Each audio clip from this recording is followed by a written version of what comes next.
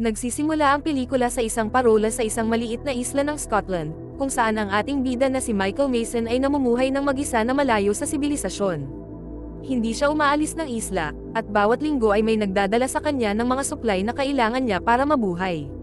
Madalas na ipinapadala ng delivery man ang kanyang maliit na pamangkin na si Jessie para dalhin ang mga kahon sa pasukan. Madalas na sinusubukan ni Jessie na makipag-usap kay Mason at mag-iwan ng mga regalo, ngunit palagi niya itong hindi pinapansin at nananatiling nakakulong sa loob ng kanyang tahanan. Pagkatapos ay makikita natin ang pang-araw-araw na gawain ni Mason, na binubuo ang paggugol ng oras ng mag-isa kasama ang kanyang tapat na aso at paglalaro ng chess. Isang araw, dumating si Jessie para maghatid ng mga supply gaya ng dati, habang ang kanyang tiyuhin ay naghihintay sa kanya sa tabi ng bangka. Sa pagkakataong ito, tinawag ni Jessie si Mason dahil hindi man lang nag-abalang magpasalamat sa lahat ng maliliit na regalo. Malamig na sinabihan siya ni Mason na huwag nang bumalik at isinara ang pinto. Ngunit ang galit na babae ay nagtanong kung ano ang ginagawa niya sa ganitong katahimikan na lugar, lalo na't hindi na gumagana ang parola. Hindi siya pinansin ni Mason, kaya ang naiinis na si Jessie ay bumalik sa bangka kasama ang kanyang tiyuhin. Gayunpaman, ang sitwasyon ay naging tensyonado nang magbago ang panahon at dumating ang isang nakakatakot na bagyo. Ang dagat ay naging mabangis, at sa gitna ng mga humahampas na alon, ang maliit na bangka ay tumaob, na nag-iwan sa batang babae na nahihirapan at lumubog sa kailaliman.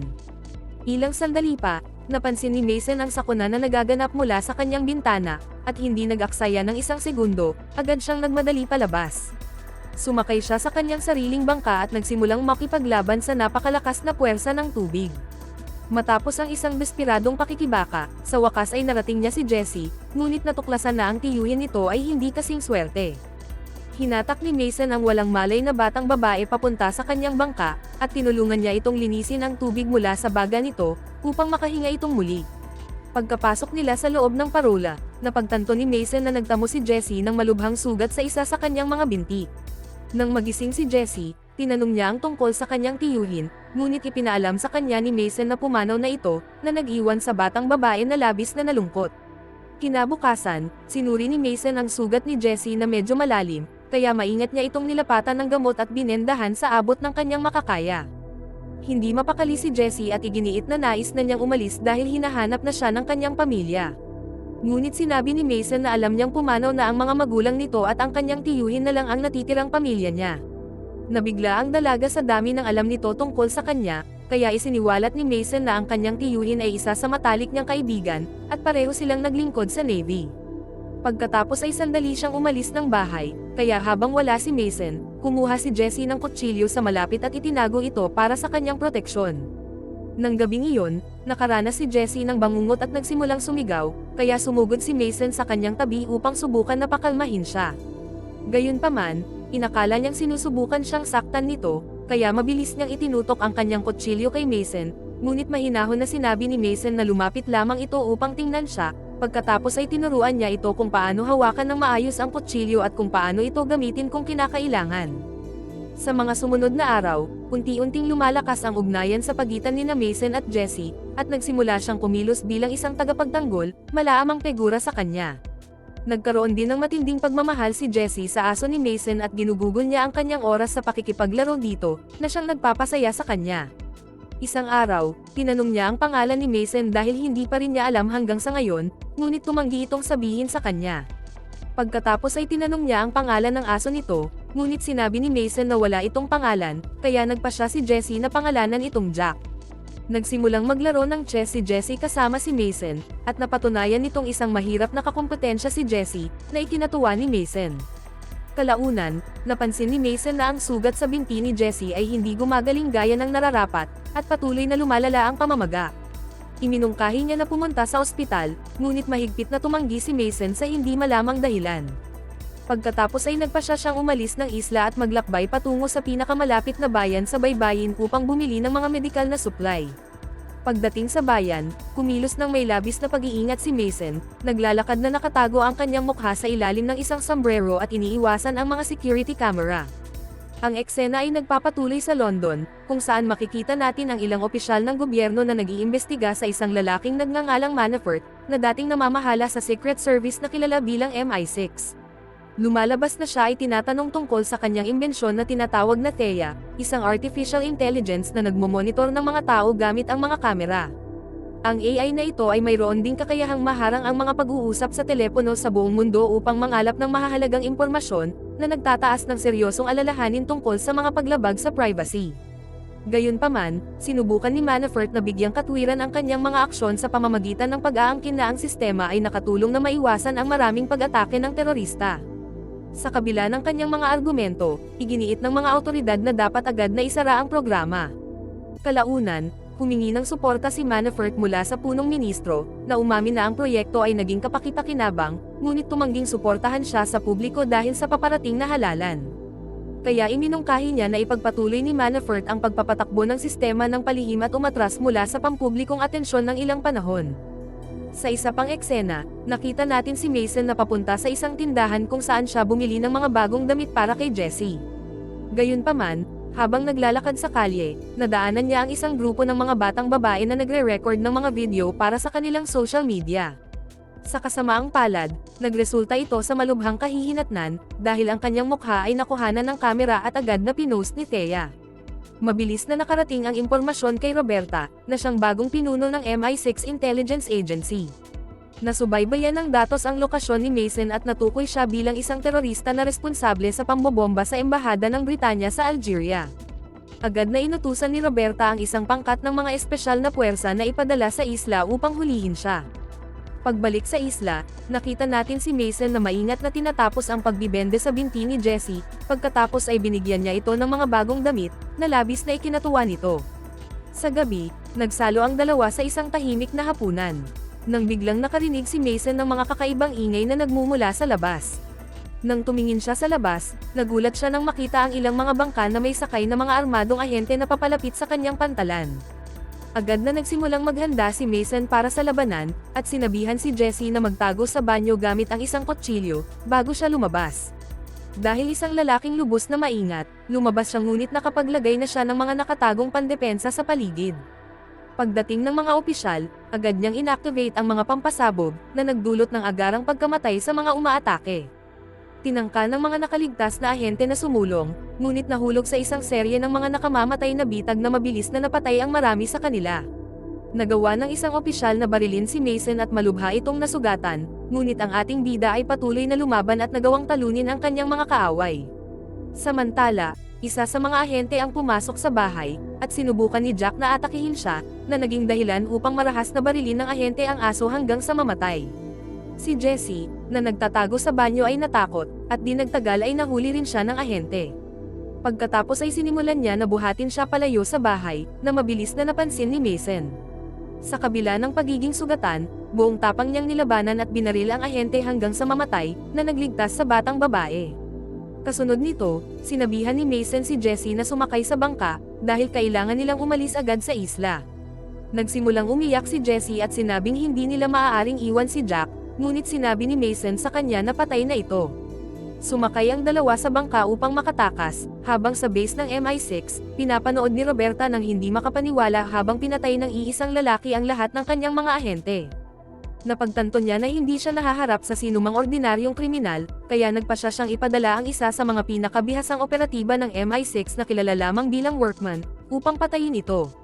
Kasabay nito, inutusan niya ang kanyang koponan na alamin ang lahat tungkol sa batang babae na si Jessie. Maya-maya ay lumapit sila sa isang bahay sa bukid, kaya binigyan ni Mason si Jessie ng baril at binigyan ng mga pangunahing tagubilin kung paano ito gamitin.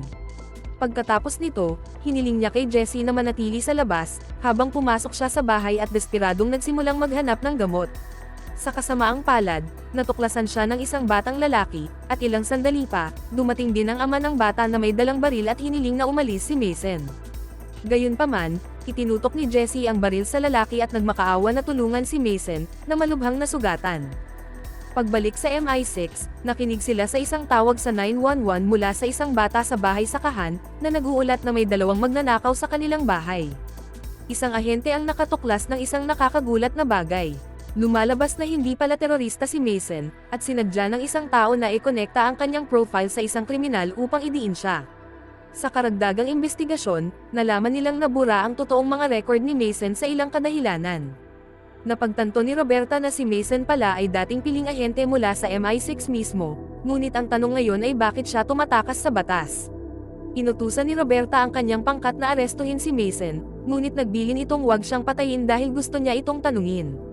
Sa ibang lugar, nagpadala rin si Manafort ng lihim at direktang utos kay Workman, na inaatasan itong patayin pareho si Mason at ang babae nang walang iniiwanang bakas.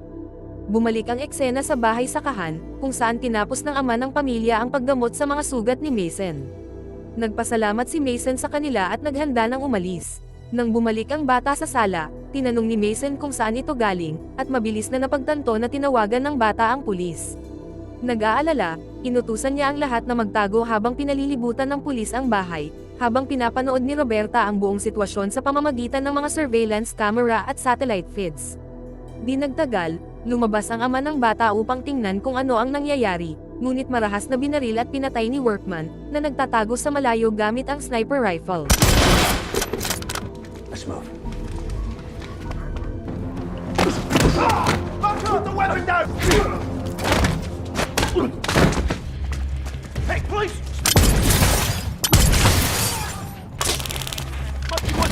We have multiple men.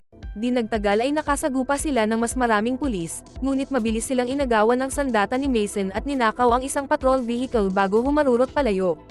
Gayunpaman, patuloy silang hinabol ni Workman sa isa pang kotse habang walang tigil na binabaril sila.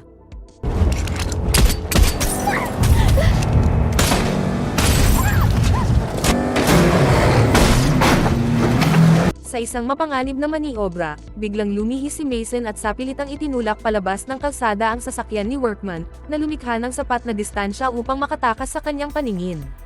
Sa isa pang eksena, tinawagan ni Roberta si Manafort at humingi ng paliwanag kung sino si Mason.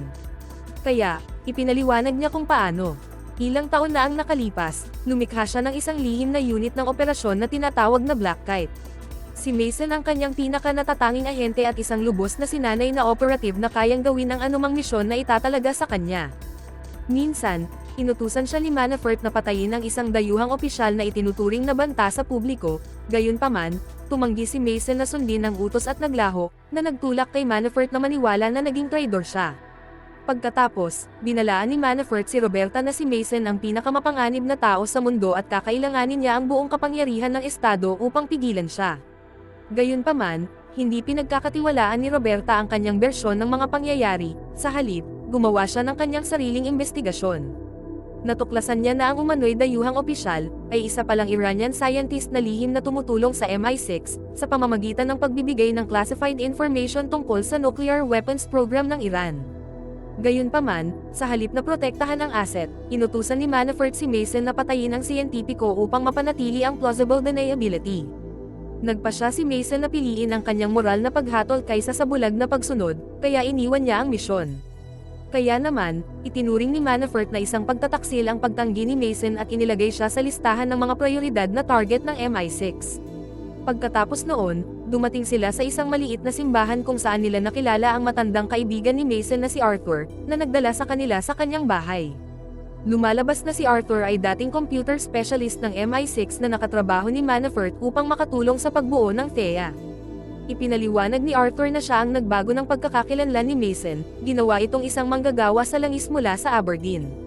Gayunpaman, may isang taong nakatuklas ng katotohanan at pinalitan ang pagkakakilanlan na yun ng isang mataas na halaga ng terorista sa watchlist.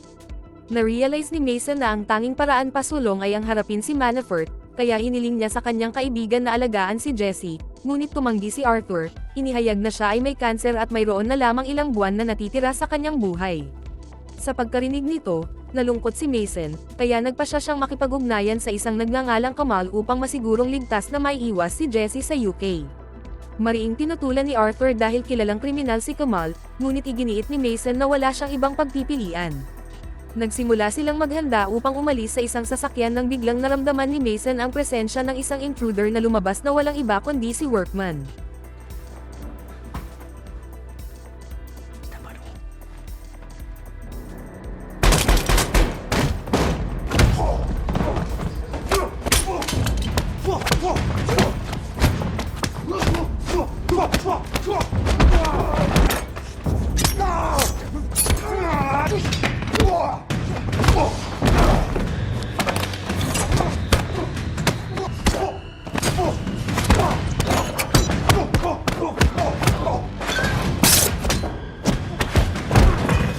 Nagawa ni Mason na sugatin ang kanyang kalaban at gamitin ang maikling pagkaabala upang makatakas kasama sina Jesse at Arthur.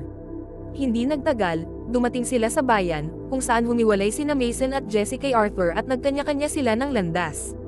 Tinanong ni Jesse si Mason kung bakit hindi sila maaaring magkasama, ipinaliwanag niya na hanggat buhay si Manafort, hindi siya magiging ligtas sa tabi nito. Samantala, sa loob ng bar, nakipag-usap si Mason kay Kamal na nagulat nang makita ang alamat na ahente na buhay dahil akala niya ay patay na ito. Pagkatapos ay hiniling ni Mason sa kanya na gamitin ang kanyang mga koneksyon upang mailabas si Jesse sa bansa, bigyan siya ng bagong pagkakakilanlan, at maglaan ng sapat na pera para sa kanyang kinabukasan. Sa simula ay tumanggi si Kamal dahil katawa-tawa iyon, ngunit binlackmail siya ni Mason sa pamamagitan ng pagbubunyag na alam niya ang lahat tungkol sa kanyang illegal human trafficking operation sa mga pantalan. Nagbanta siyang ipapasa ang lahat ng impormasyong iyon sa pulisya sa tulong ni Arthur. Ipinagbigay alam din niya kay Kamal na nasubaybayan na siya ng mga awtoridad sa lokasyon na ito, binibigyan siya ng hindi hihigit sa 10 minuto para kumilos. Sa pagkarinig nito, sa wakas ay sumang-ayon si Kamal na tumulong, at di nagtagal, bumalik siya na may bagong pasaporte para kay Jesse, kasama ang 200,000 euros. Pagkatapos ay inutusan niya sila na pumunta sa mga pantalan, kung saan may naghihintay na bangka upang dalhin si Jesse sa Spain. Mas maagang dumating ang mga pulis sa loob ng 10 segundo, ngunit sa pagkakataong ito, may sapat na oras para sa isang pekeng pasaporte at iba pa. Kasunod nito, sinubukan ni Mason at Jesse na umalis sa club nang biglang sumugod ang mga opisyal sa lugar at nagkaroon ng kaguluhan. Dumating din si Workman sa lokasyon at nagsimulang barilin ang lahat ng nakikita niya, maging ang mga opisyal. Gayunpaman, sa gitna ng putukan, nagawa nilang kunin si Jesse. Desperado na nakipag-ugnayan si Mason kay Arthur para humingi ng tulong, at ginamit ng huli ang network ng kamera ng lungsod upang subaybayan ang sasakyan. Pagkatapos ay hinabol ni Mason ang mga kidnapper na humantong sa isang matinding labanan.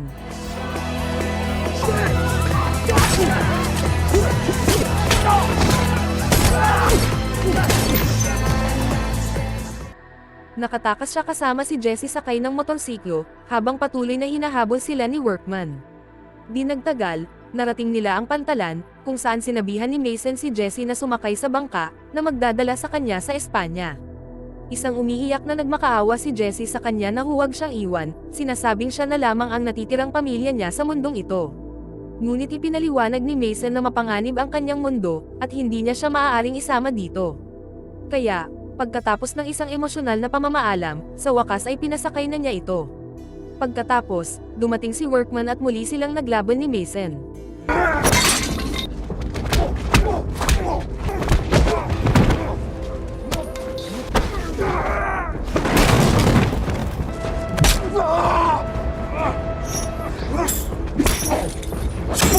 Sa huli, nagawa ni Mason na malampasan ang nakababatang ahente, na nagwakas sa buhay ni Workman.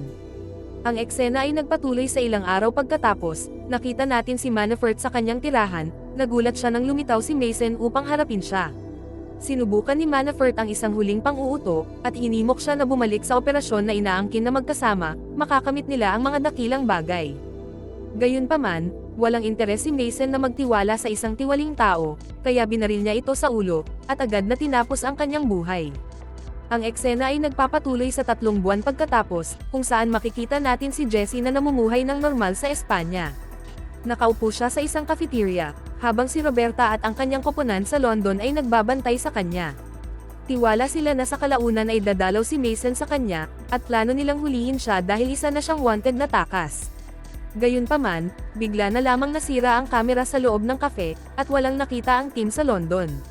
Nang sandaling iyon, ibinigay ng isang waiter ang isang maliit na pakete kay Jessie mula sa isang hindi kilalang tao, at nang buksan niya ito, nakita niya ang isang piraso ng chess sa loob. Mahinang ngumiti si Jessie, napagtanto niyang buhay ang kanyang kaibigan, at binabantayan siya mula sa malayo. Natapos ang pelikula habang nakatayo si Mason sa kabilang kalye, pinagmamasdan si Jessie mula sa malayo, na may bahagyang ngiti sa kanyang mukha.